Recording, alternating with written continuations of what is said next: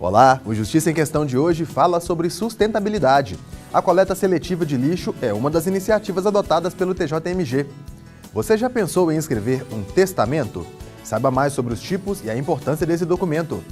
Em entrevista com um magistrado, vamos explicar como funciona a justiça restaurativa. E você também vai conhecer a história do professor Ricardo Fiuza, um grande nome do direito e da justiça mineira. O JQ apresenta ainda decisões judiciais de destaque no estado, viaja pelas comarcas mineiras e explica termos jurídicos para você entender melhor seus direitos e deveres. Fique com a gente, nossa edição começa agora.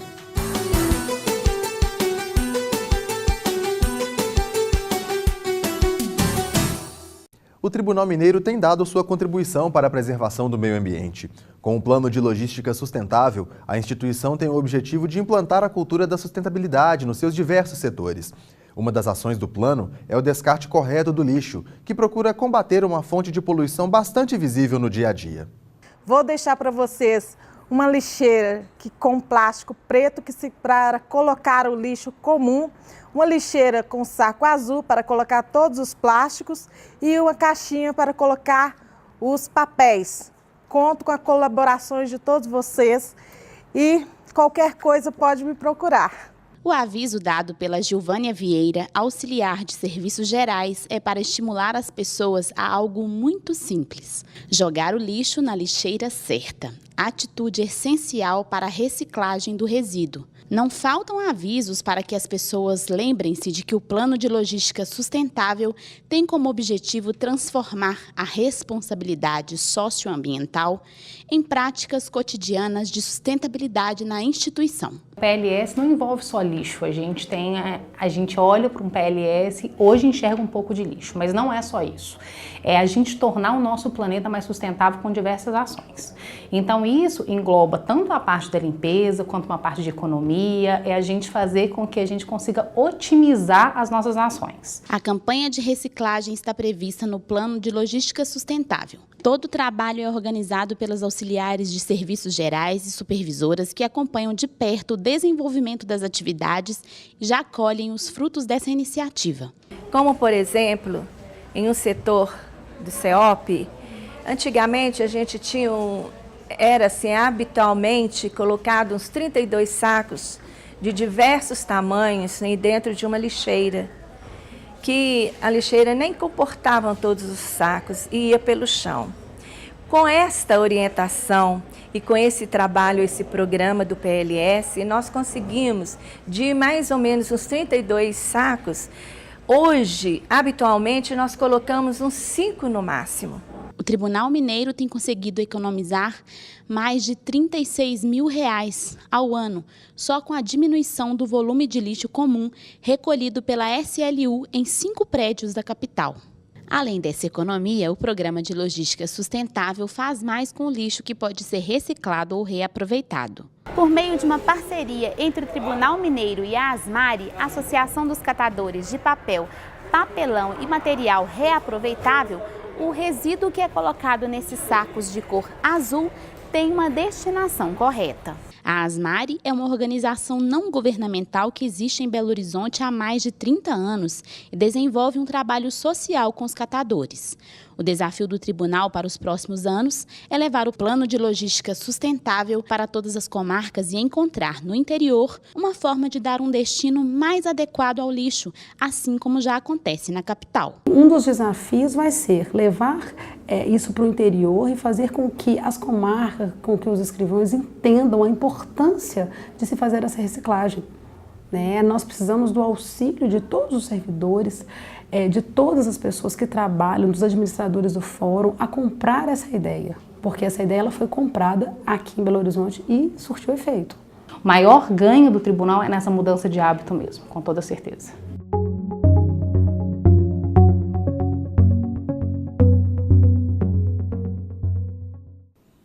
O Justiça em Questão abre um canal direto entre estudantes e magistrados. Vamos ao quadro Aulão de Direito.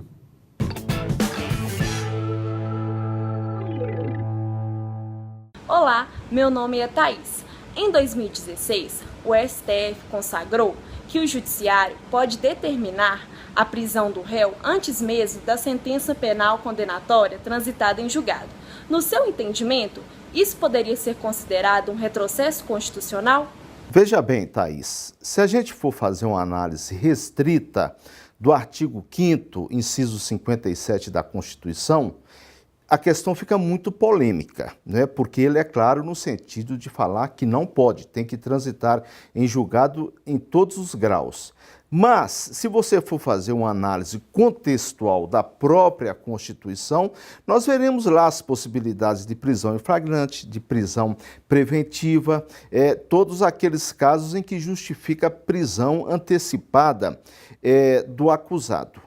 Veja bem, eu particularmente julgo no sentido de que deva cumprir já em segunda instância. É preciso saber que a sociedade mudou, a criminalidade está muito alta e os processos demoram muito até chegar ao trânsito em julgado completo.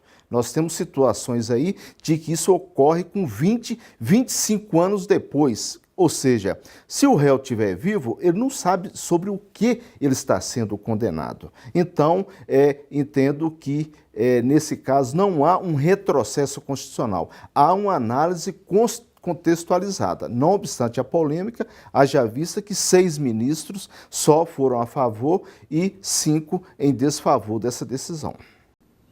No próximo bloco, saiba como elaborar um testamento e informe-se sobre a validade legal desse documento. Veja também as ações da Justiça Restaurativa. Voltamos em instantes.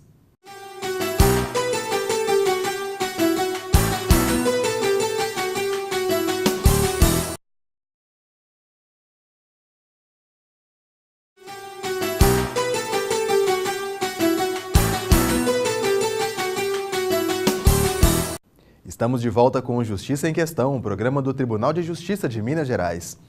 Se você morresse hoje, para quem deixaria os seus bens? A maioria das pessoas não pensa muito sobre esse assunto, mas deixar pronto um testamento pode evitar problemas para a partilha da herança. Confira. A pergunta não é muito difícil de responder. Para quem você deixaria o seu patrimônio? Deixaria para os meus herdeiros, para o meu filho, para minha mulher. Para o meu filho, para o meu marido, pessoas próximas. Minha família, minha mãe. Acontece que, para fazer com que a divisão de bens atenda à vontade do falecido, é preciso um testamento. De acordo com o presidente do Instituto Brasileiro de Direito de Família, há 3 tipos mais comuns. É o testamento público, o testamento particular e o testamento cerrado. O testamento cerrado é mais raro também, porque ele exige mais formalidade. Eu, em 35 anos de advocacia, eu tive 2 testamentos cerrados.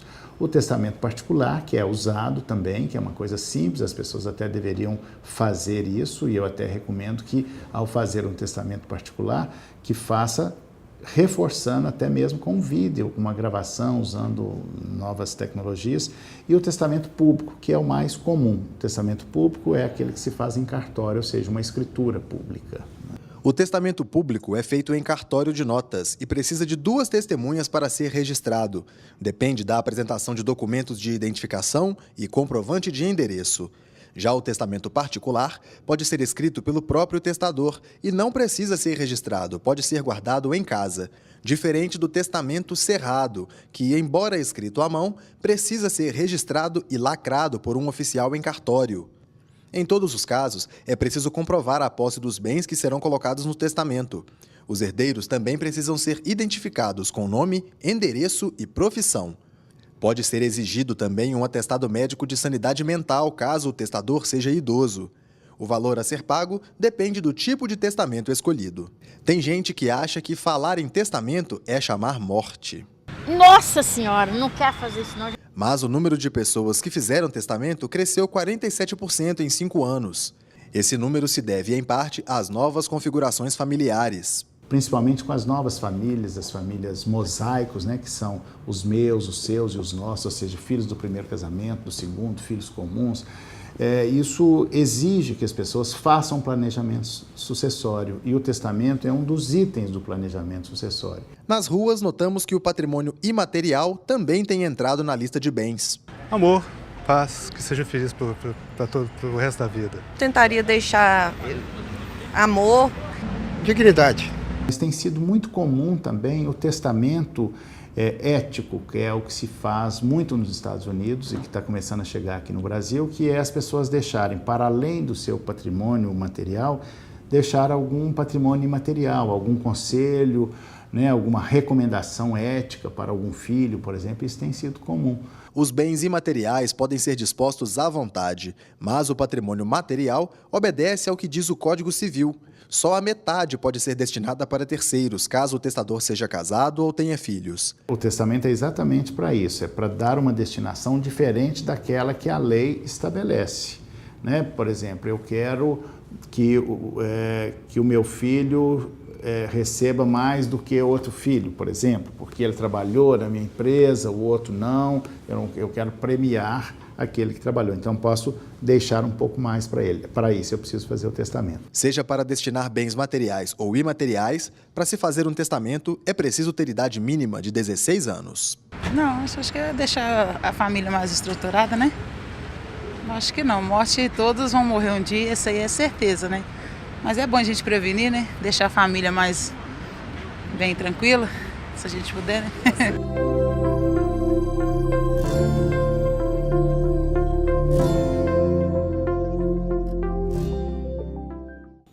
Fique agora com as sentenças que foram destaque no Tribunal de Justiça de Minas Gerais. É hora do giro de decisões.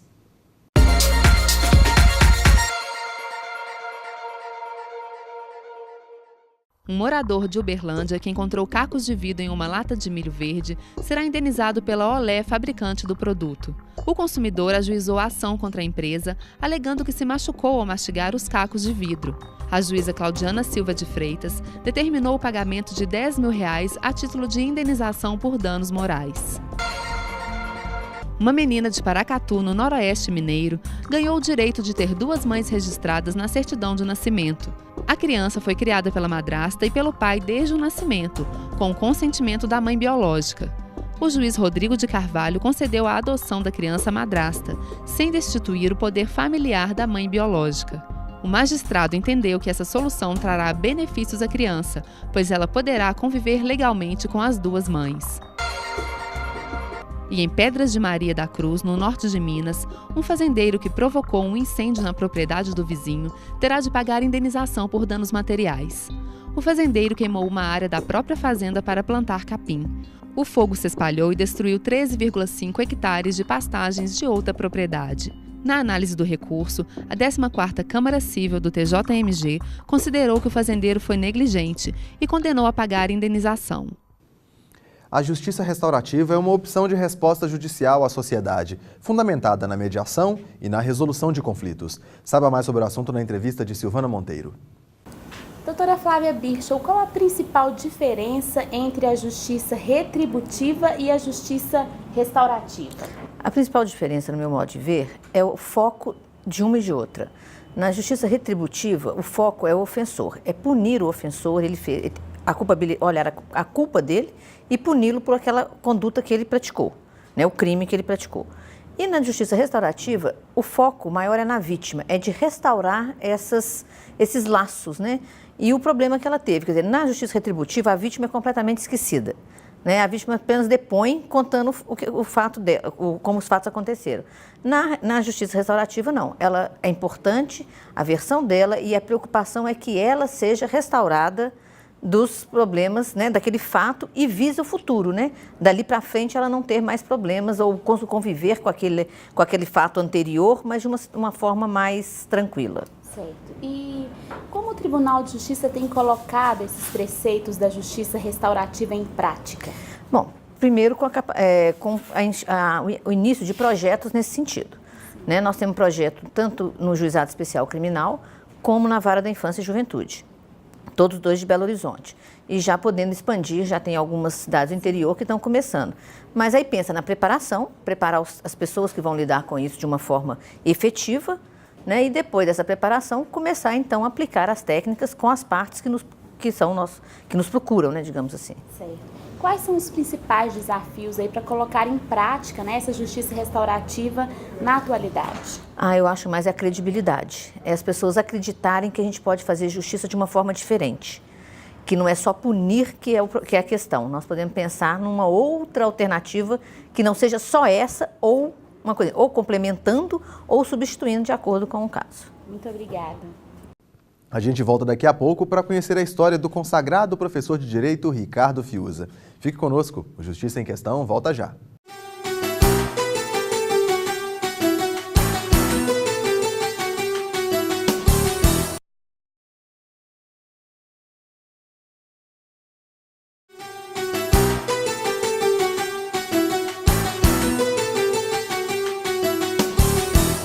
Você está assistindo Justiça em Questão.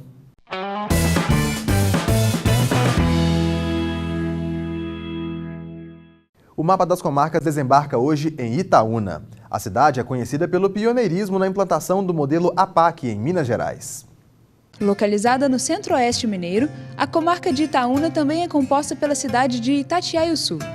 Os municípios são ricos em belezas naturais e arquitetônicas. Os principais pontos turísticos da comarca são o Cristo, em Itatiaiuçu, e a Barragem do Benfica, em Itaúna. Se comparada à Lagoa da Pampulha, na capital mineira, a represa tem mais que o dobro do volume de água e abastece as casas dos mais de 90 mil habitantes de Itaúna. A educação também é destaque na comarca.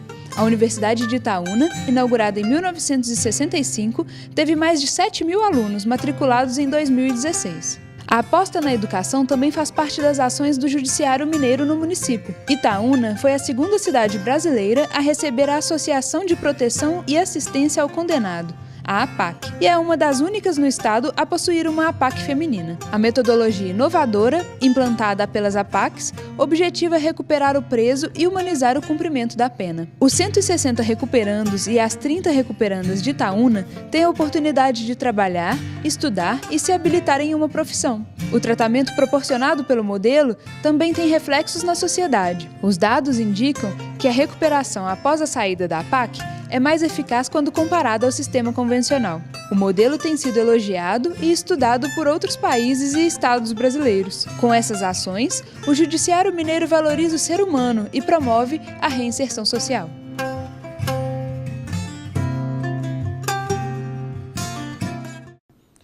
Entre 1961 e 2006, Ricardo Fiuza se dedicou à função de servidor público no Tribunal de Justiça de Minas Gerais. Um homem com uma biografia que se mistura à história da justiça mineira. 80 anos de muita criatividade. Professor, jornalista, fotógrafo, contador de histórias, jurista e escritor. Autor de vários livros sobre direito, cultura, turismo, música e fotografia. Apaixonado pela família, apreciador de vinhos e fado. O homem que já entrevistou a estátua de Fernando Pessoa, seu amigo inveterado durante as viagens a Portugal. Eu vou a Portugal todos os anos, uma ou duas vezes por ano, porque eu tenho família em Portugal. E só fico num hotel, desde 1978, o mesmo hotel, que fica em cima do restaurante onde está sentado o Fernando Pessoa. Inquieto, por assim dizer, Ricardo Fiuza está sempre disposto a fazer alguma coisa. Ninguém melhor para confirmar esse predicado que Janice, sua companheira de caminhada há mais de 60 anos. Quer fazer uma coisa, quer fazer outra. Será que eu tenho direito de ficar sentada aqui? Ainda até hoje penso isso, que eu tenho direito de ficar quieta à toa. Eu falei, não gosto de ficar à toa. Porque tem. Nós temos todo o direito de ficar, de descansar, de ficar sentado, mas ele quer sempre fazer alguma coisa. Essa inquietude o fez iniciar-se prematuramente na carreira do ensino. Filho de uma professora e dona de escola, aos 14 anos já dava aulas. Em 1960, aos 23 anos, recém-formado em Direito, foi incentivado pelo ex-presidente do TJMG, Amílcar de Castro, na época seu professor, a fazer uma prova para concorrer a um cargo no judiciário. Conquistou o primeiro lugar, tornando-se revisor judiciário da revista Jurisprudência Mineira. Um dos principais motivos para que ele abraçasse a oportunidade no Tribunal Mineiro foi o desejo de conquistar uma estabilidade para casar-se com a então namorada Janice. Aí então entrei. Em janeiro de 1961. O resultado é que nós casamos logo mesmo em abril. Desse 61. 29 de abril. Então, vamos dizer que o motivo de entrar para o tribunal foi assim. Ricardo Fiuza ocupou vários outros cargos no tribunal. Foi diretor civil e judiciário, diretor-geral, secretário da presidência, diretor coordenador da EGEF, Escola Judicial Desembargador Edésio Fernandes. Especializou-se nas universidades de Évora e de Lisboa, em Portugal, na Universidade de Nova York e na Escola Nacional da Magistratura, na França. Em 1977, foi designado pelo então presidente desembargador Edésio Fernandes para atuar na implantação da Escola Judicial. Passou um ano estudando em Portugal como se fosse um juiz português e trouxe de lá um sonho que, compartilhado com os superiores da magistratura mineira, até causou espanto, mas foi algo em que ele sempre acreditou que se tornaria realidade. E é bom chamar a atenção, a primeira escola judicial, ou escola da magistratura, como quiseram chamar, mas graças a Deus passou o nome Escola Judicial, que, a meu ver, não é só da magistratura, mas é também dos servidores. E o que aconteceu? Tornou-se, quando criada mesmo, a primeira escola judicial oficial do Brasil. Lakovski Dolga foi seu assessor de gabinete, depois o sucedeu como diretor na EGEF. No início da carreira, dedicava-se à matemática, mas passou a gostar do ramo do direito por influência do professor Ricardo Fiuza, a quem admira por ser múltiplo e ao mesmo tempo singular. Falar sobre Ricardo, ao mesmo tempo, por um lado é fácil e por outro lado torna-se difícil porque ele é múltiplo, né? Tem todas essas facetas e, no meu modesto modo de ver as coisas, ele é excepcional em todas elas. É uma pessoa íntegra, no mais amplo sentido, né, da palavra. A maneira como ele valorizava o servidor, acreditando nas pessoas e fazendo com que elas se sentissem especiais, foi o que mais cativou Sidneia Simões, que também trabalhou com o professor Ricardo Fiuza por décadas no Tribunal Mineiro.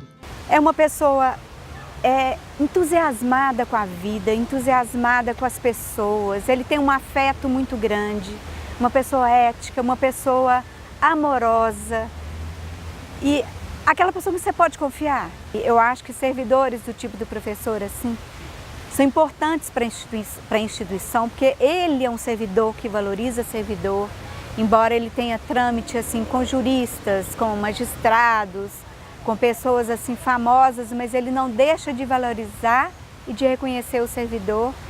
Esse querer bem é recíproco. Basta acompanhá-lo em uma visita ao antigo local de trabalho no tribunal, para observar o quanto os braços e risos se abrem nos encontros com ele. O trajeto é interrompido diversas vezes. A intervenção já começa pelas ruas e adentra os corredores. As pessoas vão puxando conversa, querendo ouvir as boas histórias daquele que foi o primeiro assessor da memória do Judiciário Mineiro. É bom eu contar esse caso, o embaixador Antônio Pedro Braga, que quando falaram uma vez em demolir esse prédio, falou, eu vou lá para dentro, vocês vão demolir em cima de mim. Na Faculdade de Direito Milton Campos, onde ainda leciona como convidado na disciplina de Teoria do Estado, a situação se assemelha ao que ocorre no tribunal.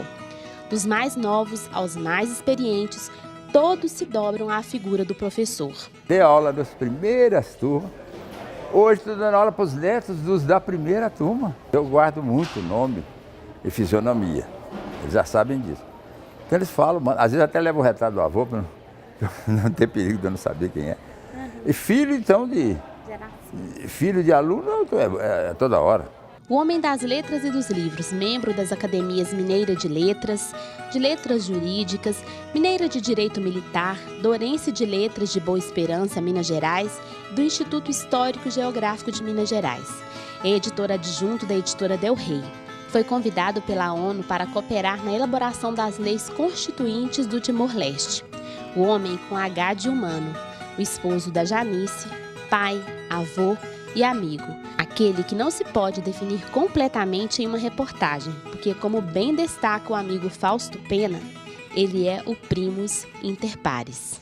Por que primus inter pares? Porque eu conheço todos os colegas daquela época do tribunal, todos que exerceram cargo de diretor-geral, competentes, muito competentíssimos. Mas o professor Ricardo é o que eu digo aí também, inteligente, competente, ético, cumpridor dos deveres, sabe? Tudo isso não é jogar confete, como a gente diz, não, é porque a pessoa é assim. Então, por quê? O primus inter pares é o primeiro entre iguais.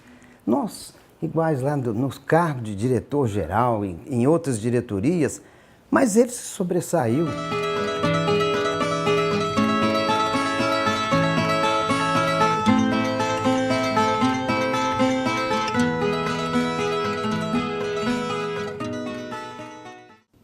O Justiça em Questão também está na internet.